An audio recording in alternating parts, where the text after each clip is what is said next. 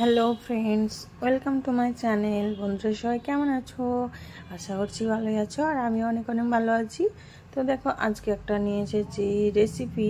তো আজকে আমি বাড়িতে বানিয়েছি চিলি চিকেন। তো কিভাবে চিলি চিকেনটা বানালাম তোমাদের সঙ্গে শেয়ার করছি। এইভাবে তোমরা চিলি চিকেনটা বানিও, দেখবে কতটা সুন্দর টেস্টি হয়েছে খেতে। তো দেখো, মাংস নিয়ে এসেছে বাড়িতে 1 কিলো মতো। তো মাংসগুলো আমি হাড়গুলো কিছুটা বাদ দিয়ে দিয়েছি, আর আর রানগুলো আমি ছোট ছোট পিস করে নিয়েছি। আসলে চিলি চিকেন বানানোর ক্ষেত্রে পিসগুলো একটু ছোট ছোট আর ফ্লেশের মাংস মানে রানের মাংস হলে ভালো হয়। তো দেখো, এবার আমি ধুয়ে টুয়ে ঠিক করে নিয়েছি। তার মধ্যে দিয়ে দিলাম লবণ, হলুদ, লঙ্কা গুঁড়ো, আর এখানেই যত সব মশলাগুলো আমি এখানেই দিয়ে দেবো। দিয়ে দিলাম জিরের গুঁড়ো আর আদা রসুনের পেস্ট।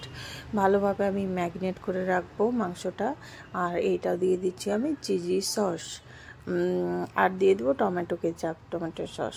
তো সবগুলোকে একসঙ্গে আমি ভালোভাবে নেড়ে মিক্স করে নেব, আর ম্যারিনেট করে আমি কিছুক্ষণের জন্য ঢাকা দিয়ে রাখবো। তো দেখো, এখানে আমি দিয়ে দিচ্ছি সস, আর দিয়ে দিলাম এটা ময়দা, 2 চামচ মতো, 2 চামচ একটু বেশি মতো আমি দিলাম ময়দা।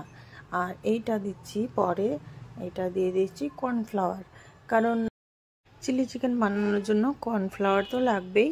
তো কর্নফ্লাওয়ারটা আমি একটু বেশি দিলাম, আর ময়দার পরিমাণটা একটু কম দিলাম। তো সবগুলোকে এখন আমি ভালোভাবে মিক্স করে নেব।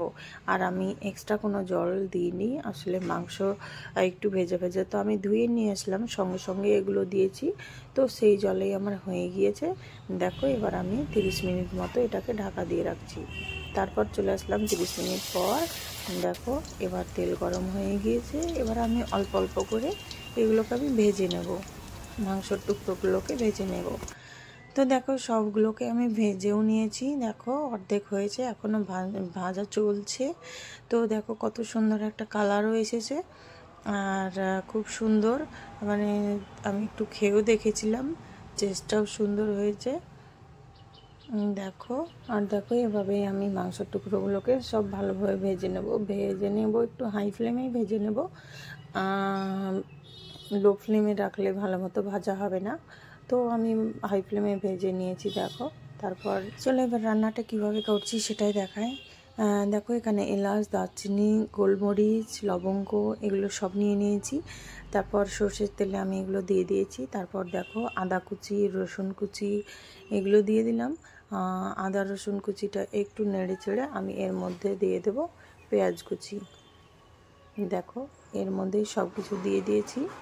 আর এই তো আমি পেঁয়াজ কুচিটাও দিয়ে দিয়েছি, আর পেঁয়াজগুলোকে আমি এভাবেই কেটে নিয়েছি। আর তারপরে এগুলোকে খুব বেশি ভাজার প্রয়োজন নেই।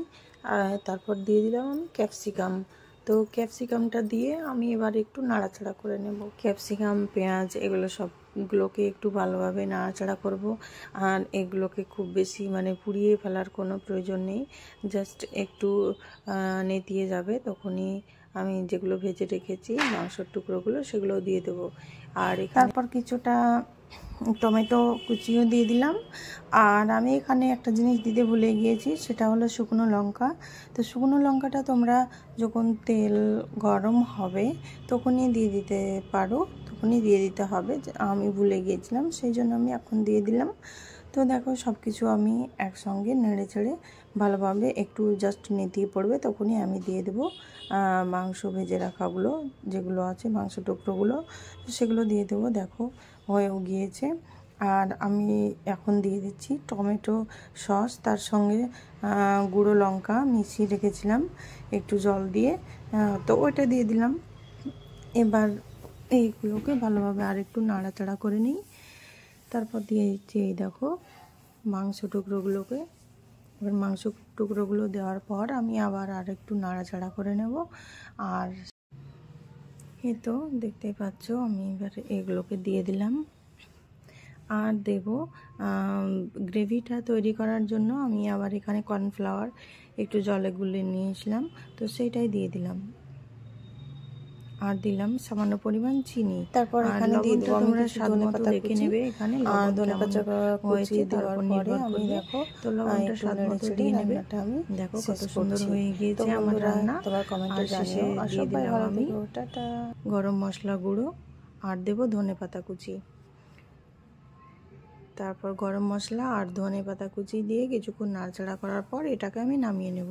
তো বন্ধুরা কেমন হয়েছে তোমরা জানিও কমেন্টে। দেখা হচ্ছে পরের ভিডিওতে, ততক্ষণে সবাই ভালো থেকো।